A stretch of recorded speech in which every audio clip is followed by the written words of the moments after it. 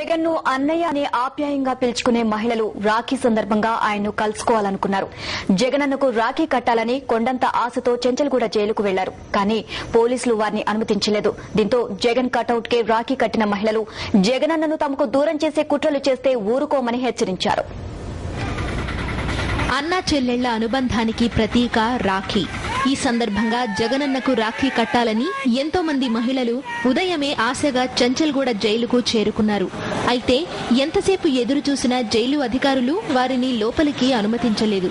దీంతో కనీసం తమలో ఒక్కరికైనా పర్మిషన్ ఇవ్వాలంటూ వాళ్లు ప్రాధేయపడ్డారు. కొందరైతే పోలీసుల కాళ్లు పట్టుకుని మరీ బ్రతిమలాడారు. రాఖీ రోజు అన్నయ్యను చూడనివ్వరా అంటూ మహిళలు అర్థించినా పోలీసులు కరగలేదు.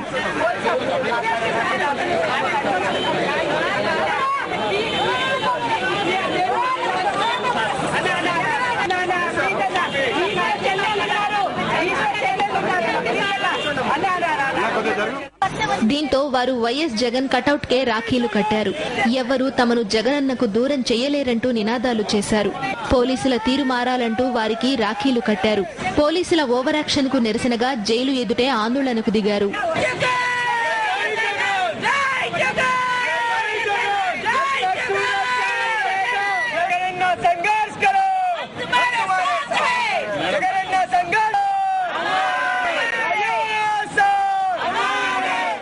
ఈలోగా వైఎస్ జగన్ ను కలిసేందుకు ఆయన సతీమణి భారతి అక్కడికి వెళ్లారు. దీంతో మహిళలు భారతికి రాఖీలు కట్టారు.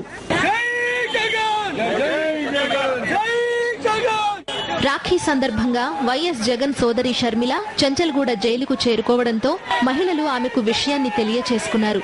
షర్మిలకు కూడా రాఖీలు కట్టి జగనన్నకే రాఖీలు కట్టినంతగా సంబరపడిపోయారు.